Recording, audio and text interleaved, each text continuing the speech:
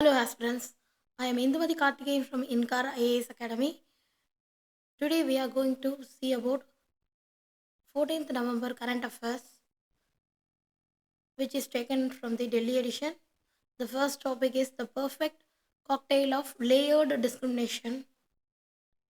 This topic comes under GS2, functions and responsibility of the union and the state issues and challenges pertaining to the federal structure, devolution of power, and finances up to local levels and challenges therein.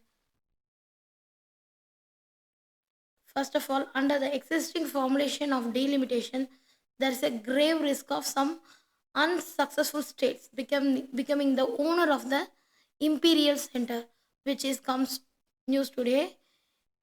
First of all, we must know what is delimitation. Article 82 of the Indian Constitution, which requires that the number of Lok Sabha seats per state is recalibrated after each census by the delimitation commission in accordance with the requirement of the population survey. What is the historical content? First of all, we must know the historic basis of the delimitation. It was last happened based on the 1971 census. With the 1976, the Indira Gandhi government suspended the delimitation processes for 25 years until 2001.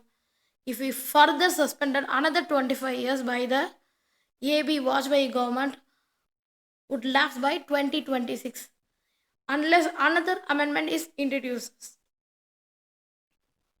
What is the reason behind? The freezing of delimitation was done in order to disincentive states that were effective in population control.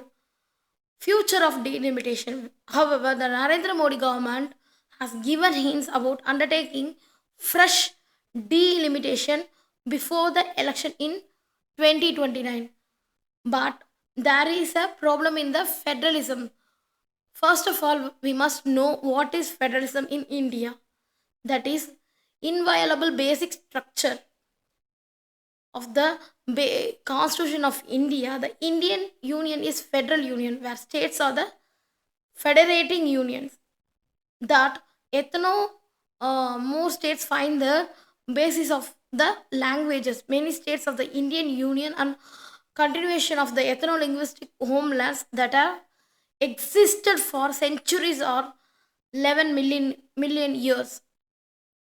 The support of Supreme Court of India has termed state as political units are not arbitrary administrative units. So the Indian unity was forged in the anti-imperialist struggle against the British.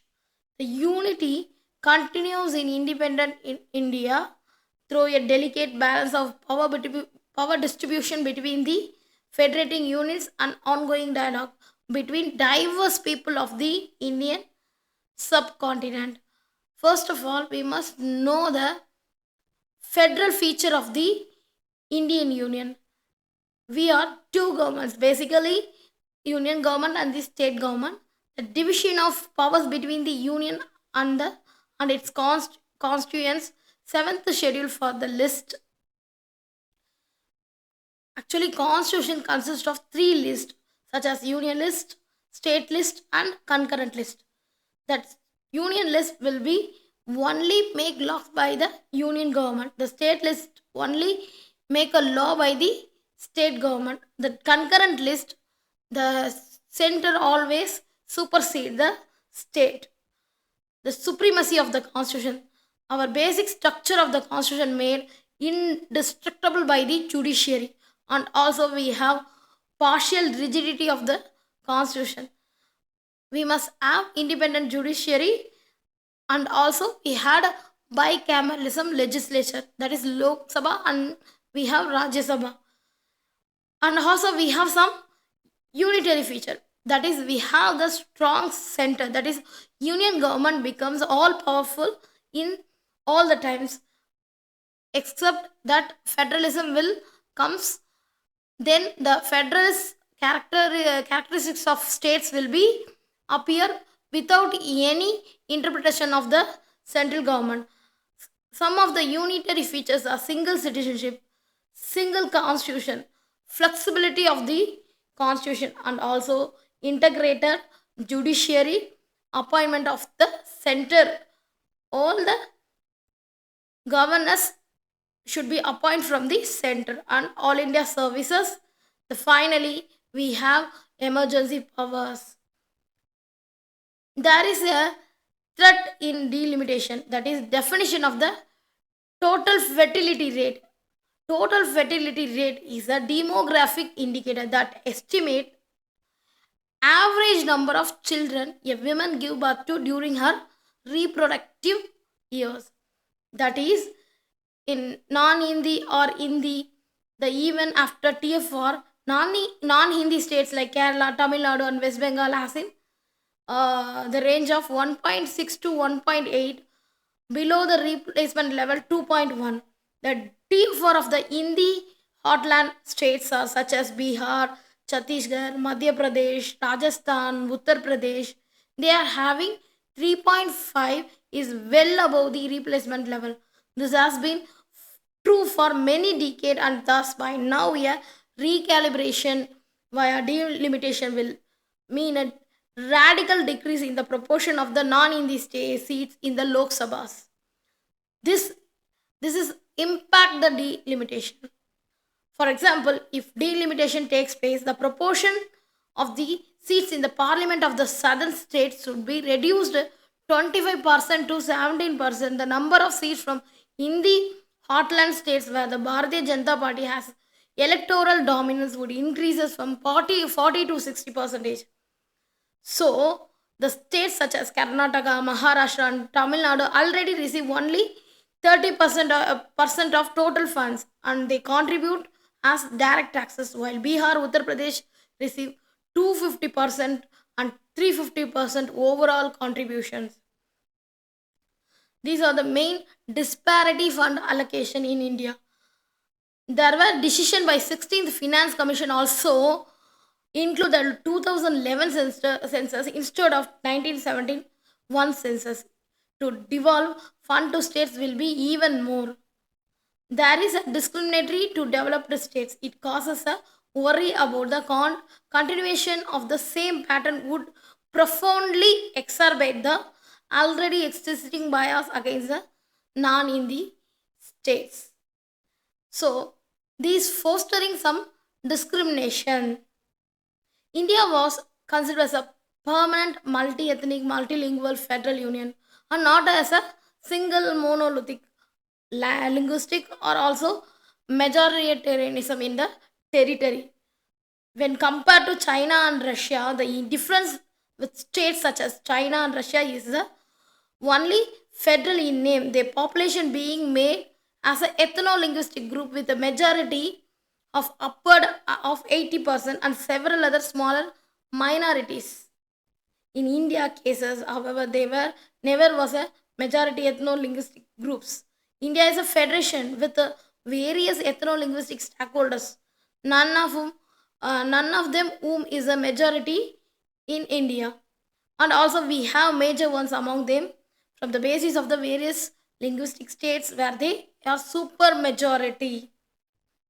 So long-term differences of TF are among states and thereby ethno-linguistic groups and long settled pattern faces the threat of being unsettled. And there is a population changes since 1947. So the proportion of Bengali, Kannada, Malayalam, Marathi, Odia, Punjabi, Tamil, and Telugu have all increased while the population proportion on one language.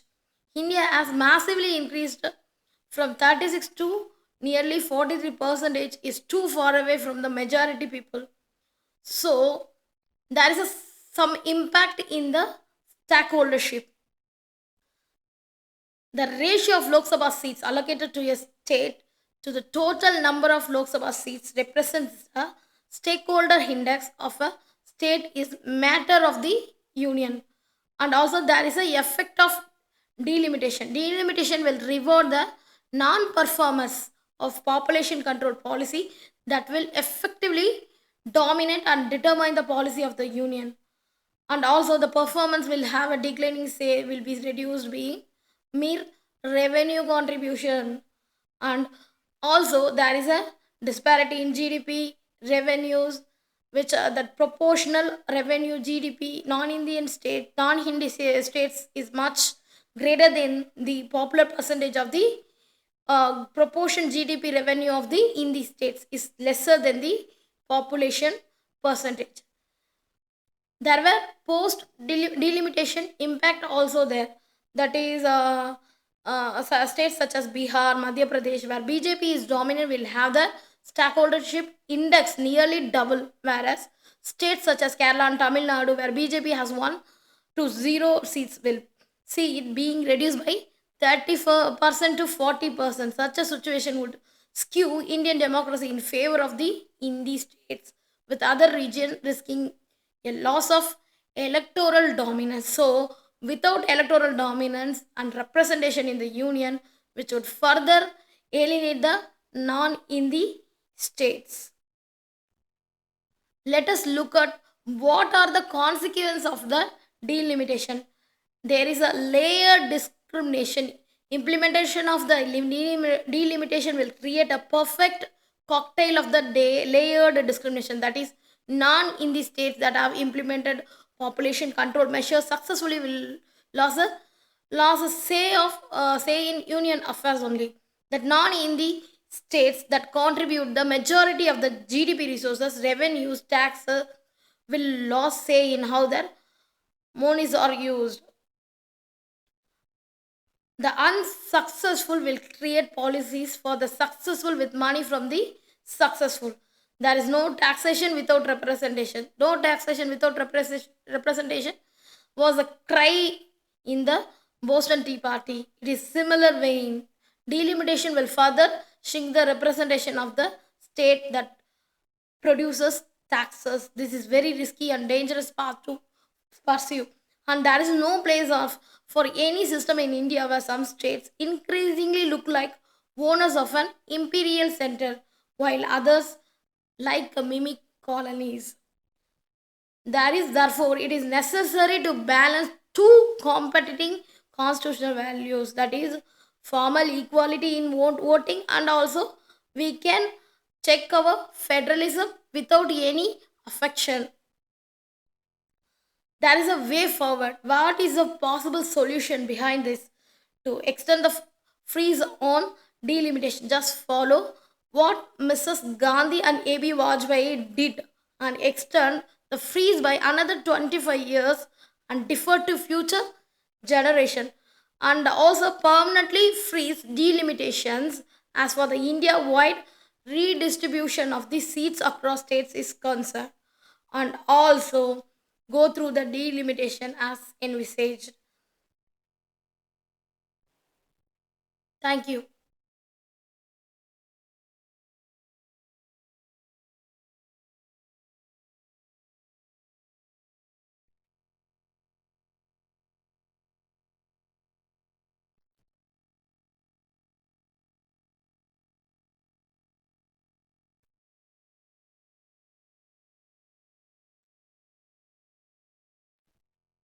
Supplement it with a long due new grand federal compact, abolish the concurrent list in favor of an expanded state list, and also the west all the residual power with the state, make a large scale transfer of subject from the union to the state list, keep external defense, external affairs and currency in Delhi hands. This would balance delimitation and decentralization, softening the majoritarianism in the blow inheritance of the delimitation, and also preserve the present seat proportion between the states in the Lok Sabha, and also in each state is particularly offset the representation deficit of population explosion states. Let us conclude. India is a unique experiment. It's not an ethnic linguistic majoritarian empire like Russia or USA. It's not a monolinguistic states like Bangladesh, Thailand. India is like Africa and Europe. The tapestry of language, ethnicities, culture, civilization, and also the religious faith, but the crucial difference it's bound to the inseparable political union born in the crucible of anti-imperialist struggle with one unified voice when speaking to others. India is the greatest experiment of plurality in modern human history. The majoritarianism and partisanship cannot be allowed to undo it and threaten its unity, and also history will not forgive us. So, thank you.